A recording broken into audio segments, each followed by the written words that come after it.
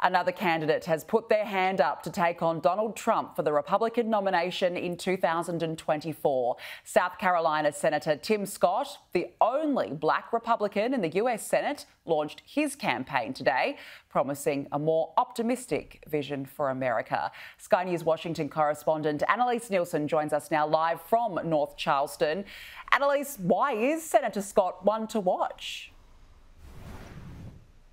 Look, all the polling has Donald Trump well in the lead for the Republican nomination and Ron DeSantis, who of course hasn't formally entered the race yet. But Tim Scott is one to watch for a few different reasons.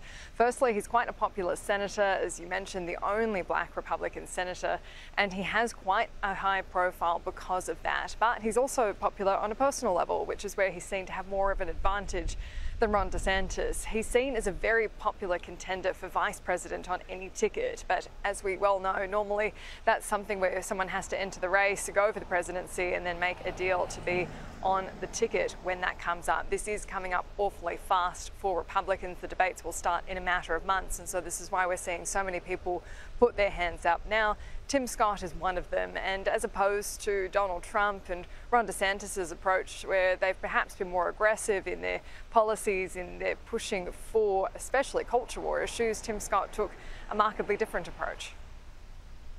Our nation, our values, and our people are strong, but our president is weak. Tim Scott also talked about his own background, the fact that his grandfather had to drop out of school in the 3rd grade to go pick cotton in South Carolina fields. He's used this quite a bit throughout his political career to say his family's gone from cotton picking to Congress in just 2 generations, and it is quite an extraordinary story raised by a single mother. While he hasn't had the national profile of someone like Donald Trump or Ron DeSantis to contend with, what we have seen is he's built quite a large national platform in response to the BLM riots in particular. When I refunded the police, they called me a token. When I pushed back on President Biden, they even called me the N-word. I disrupt their narrative.